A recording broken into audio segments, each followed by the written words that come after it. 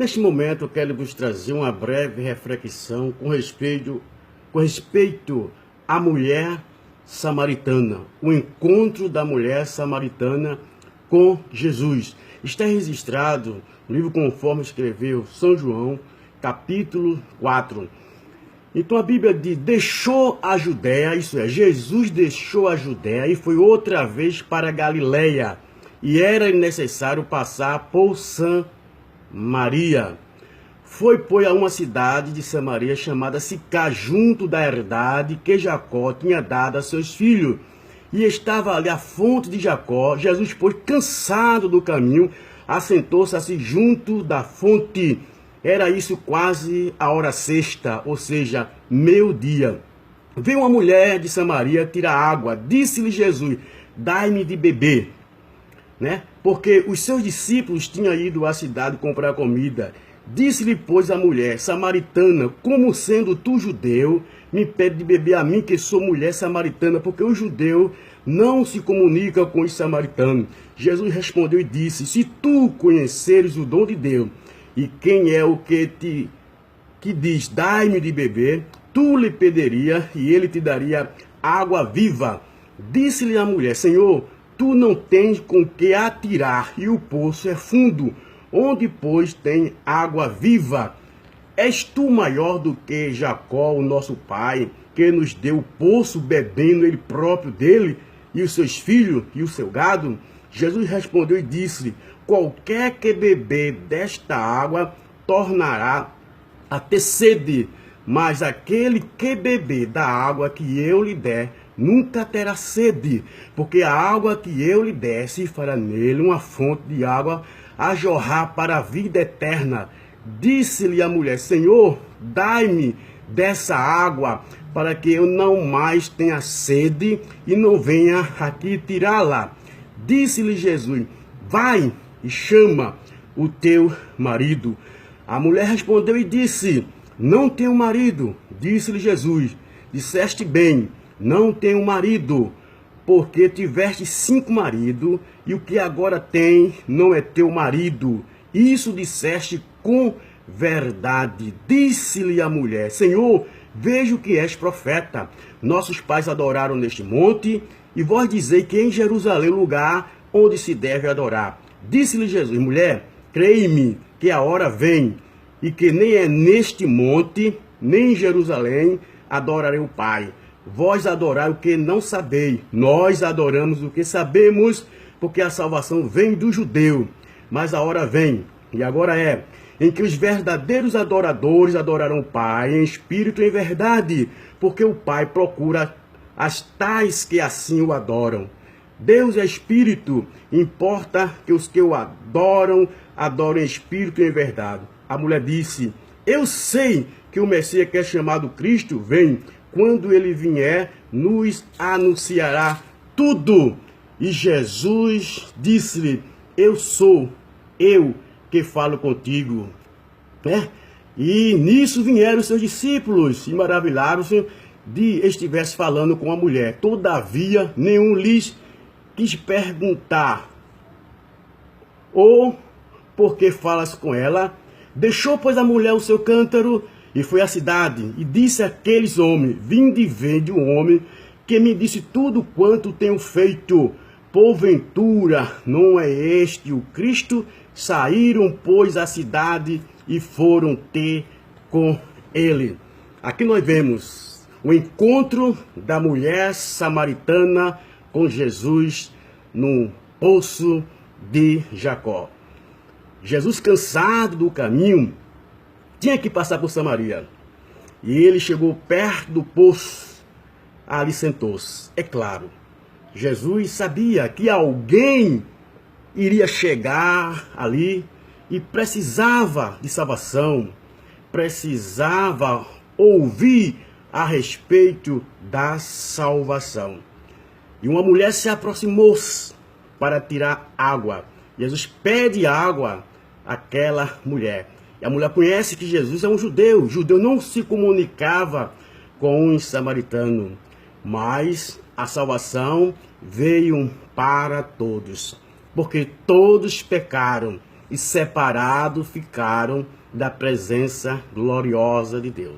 Salvação não era exclusivamente para os judeus, mas eram para todos, porque Deus amou o mundo de tal maneira que deu seu Filho unigênito para que todo aqueles que nele crê não pereça, mas tenha a vida eterna. Então, esta mulher era uma mulher que a vida dela comprometia, né?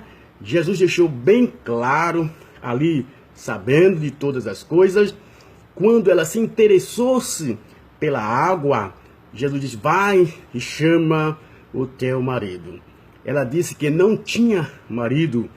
Jesus disse, isto disseste com verdade, 5 tiveste. E o que agora tem não é o teu marido. Vejo que tu és profeta. Então a mulher já estava reconhecendo em Jesus um profeta. Mas Jesus era muito mais do que um profeta. Ele era o Messias. Ele era o Salvador do mundo. Então aquela mulher reconheceu através das palavras de Jesus, que foi tocante, penetrou em seu coração e ela se convenceu quando Jesus disse para ela, tiveste 5 e o que tu tem não é teu. E ela disse, eu sei que o Messias há de vir e vai falar todas essas coisas. E Jesus disse, eu sou o que falo contigo. Então a mulher se interessou-se em saber onde deveria adorar o verdadeiro Deus. Aí nós vemos uma mulher que estava vivendo uma vida de pecado. No entanto, havia uma necessidade dentro dela de adorar o verdadeiro Deus. Mas existia uma barreira entre gentio e o judeu. O gentio não poderia, né, entrar no templo, nem se misturasse com os judeus. Mas havia essa necessidade no coração desta mulher de adorar a Deus. Então Jesus começou a ensinar que naquele momento em diante a adoração a Deus seria diferente. Não seria somente uma classe de pessoas que tinham o direito de adorar a Deus, de se dirigir diretamente a Deus, né? Os sumos sacerdotes, o sacerdote era quem intercedia a Deus pelo o povo. Mas naquele momento, Jesus veio explicar e explicou àquela mulher que estava se iniciando uma nova maneira, uma nova dispensação, que todos poderiam ter acesso à presença de Deus. Então a mulher diz, qual o lugar em que se deve adorar? Né? Em Jerusalém ou no Monte Gerizim? O Monte Gerizim foi onde Deus lançou as bênçãos. E tinha o Monte Ebal, onde o Senhor lançou a maldição. Então o povo chegava até quase a idolatrar aquele monte, olhava para aquele monte e adorava a Deus. Ou então, voltado para Jerusalém, porque o templo estava em Jerusalém e a salvação também vinha do judeu. Daniel, quando estava cativo em Babilônia, 3 vezes ele voltava para Jerusalém e adorava a Deus. Então, onde é o lugar em que se deve adorar a Deus? Jesus disse, mulher, a hora é chegada em que os verdadeiros adoradores adorarão o Pai em espírito e em verdade.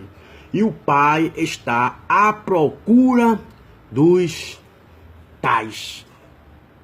Veja que ensino profundo, que esclarecimento profundo. Se o homem pudesse entender, compreender que Deus não está limitado ao tempo e ao espaço. Ele é o transcendente, está acima de tudo e de todos. Em qualquer lugar, aonde o ser humano estiver, seja qual for a posição, Deus está olhando para o seu espírito quebrantado. Os verdadeiros adoradores adorarão o Pai em espírito e em verdade. Tem que estar com o coração rendido, com o coração humilhado diante dele. Deus está à procura dessas pessoas. Deus não está limitado a uma imagem de maneira alguma, porque ele existe. Ele é onisciente, onipresente e onipotente. Quando a pessoa limita Deus a uma pessoa ou a uma imagem, ele está limitando o poder de Deus, a intervenção de Deus. Não está acreditando em Deus como ser que é espírito, que contempla tudo e todos em todos os lugares. Se o homem pudesse entender, compreender, mudaria a sua atitude, a sua maneira, como adorar o verdadeiro Deus. Mas o Deus deste século, quero deixar bem claro aqui, é que tem mantido as pessoas ainda nesta cegueira espiritual. E por inclusive que seja, ainda existem pessoas que têm a responsabilidade de esclarecer, de mostrar a verdade. Muitos líderes religiosos que conhecem a verdade, no entanto, eles se encontram ainda na cegueira espiritual e nega esta realidade aos seus seguidores, aos seus fiéis. Estou falando a palavra de Deus. Foi isto que Jesus disse para Satanás. Quando Satanás queria que Jesus o adorasse, ele ofereceu todos os reinos deste mundo, as glórias deste mundo, se Jesus simplesmente para ele adorasse. Porque Satanás sabe o significado da adoração do verdadeiro Deus. Porque somente ele é digno de adoração, de louvor e de gratidão. Porque ele foi o Criador do céu, da terra, do mar e tudo que nele há. E é Deus quem mantém esse planeta, esse mundo em ordem ainda. O mundo não está em desordem de maneira alguma. Tudo que está acontecendo foi predito pelo nosso Senhor e Salvador Jesus Cristo. Ele profetizou. Todas essas coisas iriam acontecer, mas que ele estava voltando para arrebatar a sua igreja. Então, neste momento, eu estou falando a verdadeira profecia. Esta é digna de toda aceitação. Só o Senhor Deus é digno de adoração e de louvor. Só ao Senhor Deus o homem deve se prostrar-se, reconhecendo a sua soberania. Deus não divide a sua glória com nenhum outro ser mortal. Nem os anjos aceitam a adoração. Que quando João iria se prostrar diante do anjo na ilha de Pátimo, ele mandou se levantar, porque ele era homem igual a ele. O apóstolo São Pedro, que muitos chamam ele como líder da igreja, quando ele chegou na casa de Cornélio, Cornélio também quis se prostrar diante dele. Cornélio mandou ele se levantar, disse que era homem igual a ele. Então, neste momento, a quem você está adorando? A quem você está servindo? Como você está servindo? Talvez alguns fiquem irritados com essa palavra que eu estou lhe falando. Mas se você diz que é um religioso, mas se você diz que acredita em Deus, então a verdade para os religiosos deve ser a Bíblia, a palavra de Deus. E é ela quem diz: só ao Senhor teu Deus adorarás, e só a Ele prestarás culto. Então a mulher samaritana, depois de esclarecida, a Bíblia diz que ela deixou o seu cântaro d'água e foi à cidade, começou a evangelizar, começou a apresentar Jesus como Messias, como o Salvador do mundo. Vinde e vede um homem que tem dito tudo quanto eu tenho feito. Jesus só disse que ela teve 5, marido, e não era dela, e estava com um. Mas para ela, o olhar de Jesus, as palavras de Jesus, foi como um raio-x, penetrou em todo o seu passado. Então ela se arrependeu. Então a multidão foram a Jesus e começaram a ouvir Jesus falar. A um ponto dele dizer, não é pelo fato de você ter dito que ele é o Messias, que ele é o Salvador, mas nós temos ouvido verdadeiramente ele é o Messias. Então neste momento, eu falo para você, talvez você está vivendo em uma vida irregular, em uma vida que a sociedade não acredita mais em você, a sua família não acredita mais em você, na escola, no trabalho, a sua vizinhança. Mas eu quero te dizer uma coisa, Jesus ainda moraliza o homem, Jesus ainda dignifica a mulher, dá nome a esta pessoa. Jesus ainda transforma, porque afinal de contas ele veio salvar os perdidos. Ele veio buscar e salvar o que se haviam perdido. Jesus veio foi para perdoar os pecados. Jesus veio para dar oportunidade ao homem que se encontra sem Deus, sem paz e sem salvação. É verdade, não existe nenhuma instituição que possa regenerar o homem, transformar o homem. Existem muitas denominações que às vezes são paliativos, paliativos. Mas o Evangelho do nosso Senhor Jesus Cristo não é paliativo. O Evangelho do nosso Senhor Jesus Cristo é poder de Deus para transformar o mais vil pecador. Só Jesus é quem pode transformar a vida de uma pessoa quando a sociedade não dá mais valor a esta pessoa. Então talvez você está preocupado em que ele se regenerasse. Talvez você queria ter mais uma oportunidade e você está achando difícil ser aceito para a sociedade. Cometeu algum delito, você sabe o que você tem cometido e muitos não querem confiar mais na sua restauração. Mas eu te apresento Jesus, Aquele Jesus que teve um encontro com aquela mulher samaritana, ou que aquela mulher samaritana teve um encontro com ele, e ele transformou aquela mulher. Então permita que Jesus entre em sua vida e faça a maior mudança, a maior transformação, a maior bênção que o homem pode adquirir é através de nosso Senhor Jesus Cristo, que é a libertação dos seus pecados e a certeza de salvação. Só Jesus é quem pode fazer isto, porque ele veio da vida e vida com abundância. Beba desta água que Jesus ofereceu àquela mulher samaritana.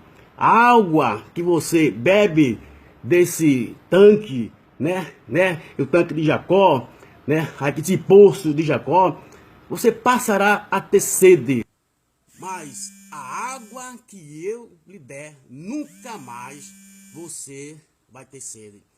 Neste mundo que estamos vivendo, existem muitas fontes de águas que o homem tem tentado saciar sua sede, mas não sacia a sua sede. Mas há uma água, é a água da salvação que é oferecida gratuitamente através do nosso Senhor e Salvador Jesus Cristo. Então beba desta água e uma fonte de água viva vai jorrar do seu interior para a vida eterna.